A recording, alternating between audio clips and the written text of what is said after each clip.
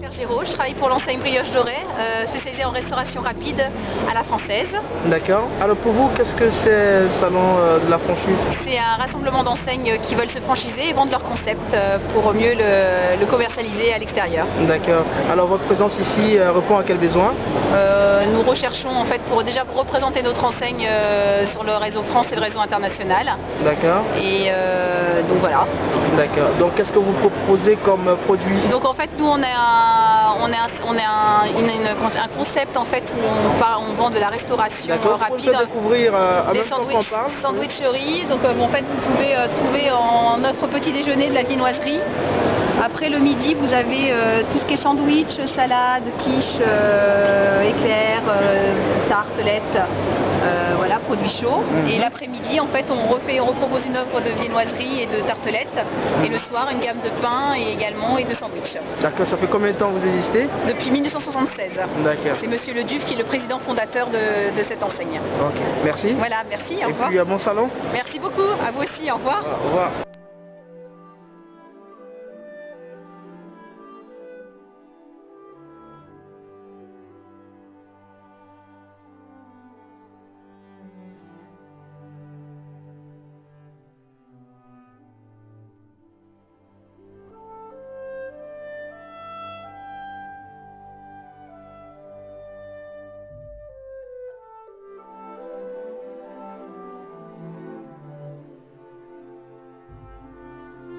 Je suis Maria Bulto, je suis responsable de retail de la marque Rosa Clara, qui est une enseigne espagnole.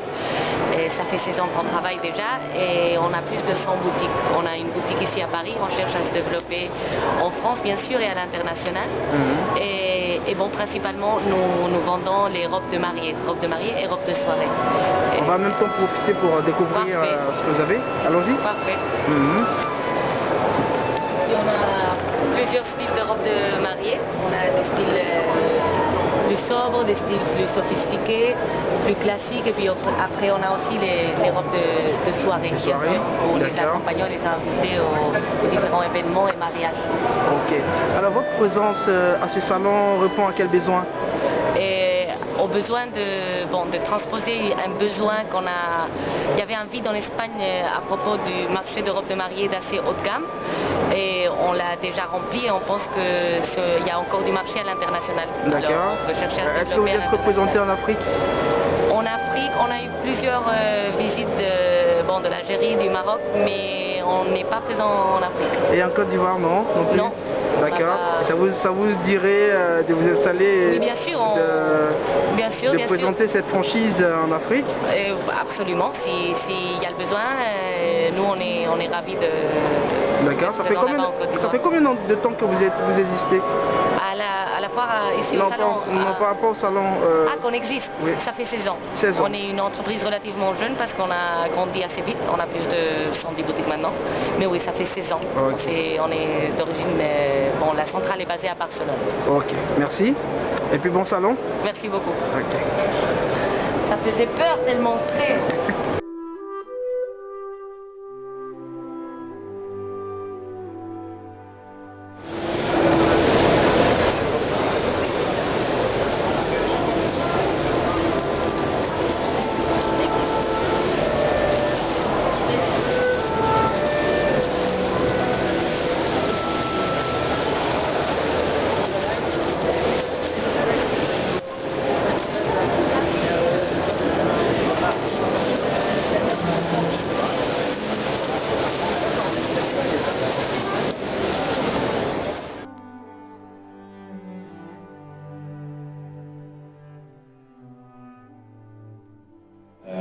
Aujourd'hui, le réseau compte 62 restaurants.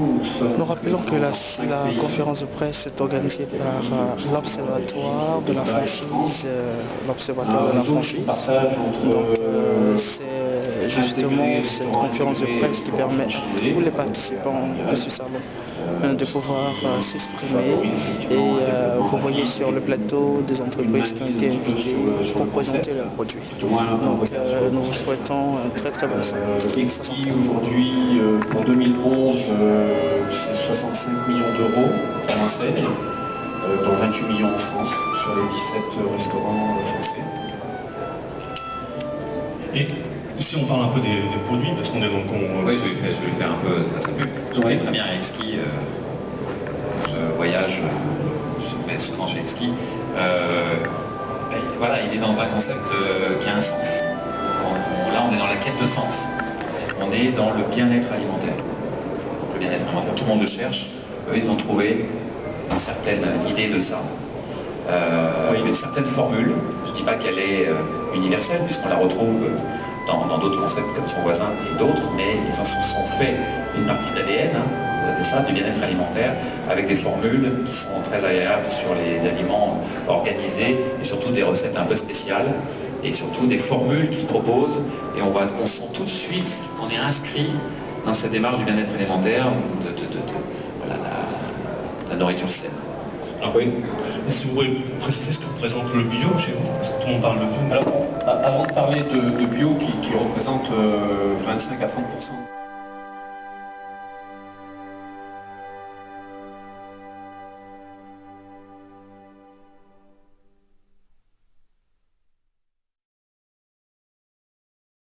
La définition que vous pouvez donner justement de la franchise.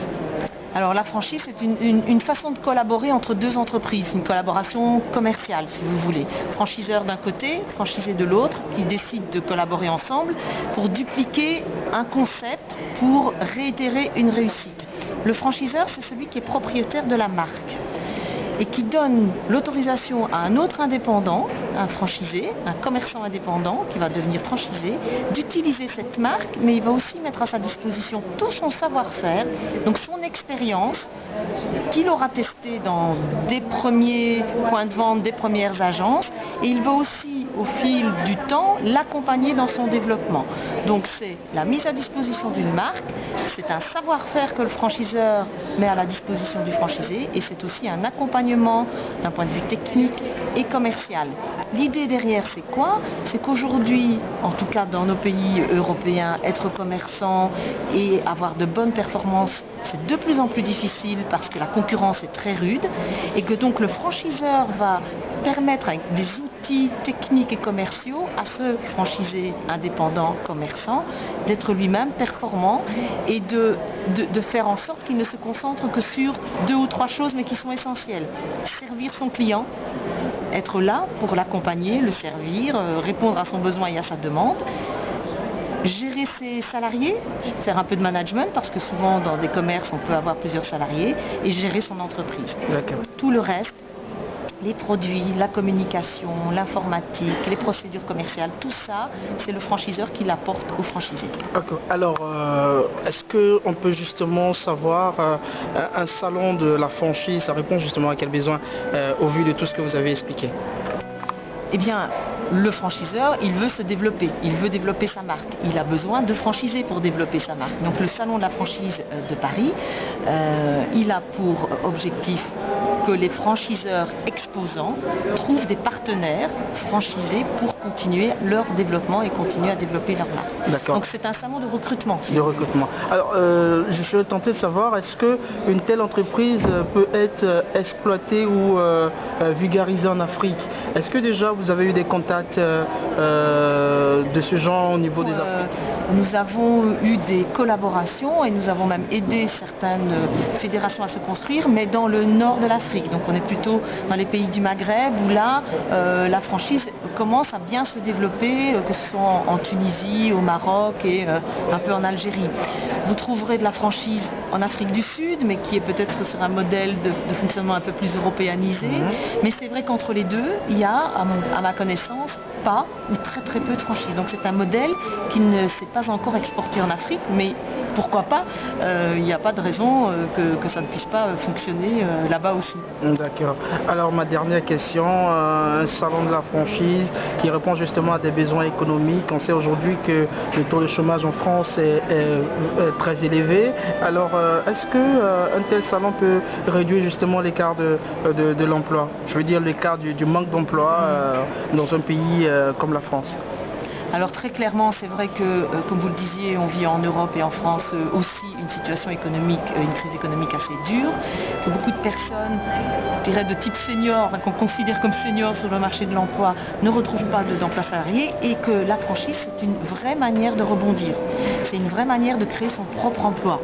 Alors vous dire que ça va réduire les taux de chômage, je n'irai pas jusque-là, mais en tout cas, clairement, aujourd'hui, on le voit, des personnes qui ont 45 ans, 50 ans, 55 ans, qui ont du mal à se réintégrer dans le marché du salariat, pensent à devenir indépendants, et la franchise, c'est une manière, c'est une technique pour devenir indépendant qui leur permet d'être plus facilement, de manière accompagnée et encadrée, de créer leur propre entreprise. Donc c'est une bonne piste pour eux. D'accord. Est-ce qu'il y a des moyens qui sont mis à disposition pour toutes ces personnes qui veulent être des franchiseurs, si je peux m'exprimer ici, ou des franchisés, c'est ça? Franchisés, oui. Voilà. Est-ce qu'il y a une politique, vous voulez dire, est-ce qu'il y a une politique dans ce sens? Il y a pas mal de mesures qui sont prises au niveau de l'État, non pas pour les franchisés en particulier, mais pour les créateurs d'entreprises. Donc vous avez pas mal d'aides à la création d'entreprises qui sont possibles, notamment justement pour les gens qui sont au chômage. Et l'organisme qui gère le chômage en France est Pôle emploi, et propose effectivement des aides financières à la création d'entreprises, des allègements de charges, parce que les charges patronales et salariales sont assez élevées, et donc des allègements de charges pendant les premières années de développement et de création de l'entreprise. Ok. Mais vous représentez-vous, s'il vous plaît? Donc je suis Rose-Marie Moins, responsable de la formation à la Fédération française de la franchise. Merci beaucoup. Je vous en prie. Et puis bon salon. Merci à vous. Voilà, chers internautes et chers téléspectateurs, voilà, nous avons eu Rose-Marie Moins qui nous expliquait un peu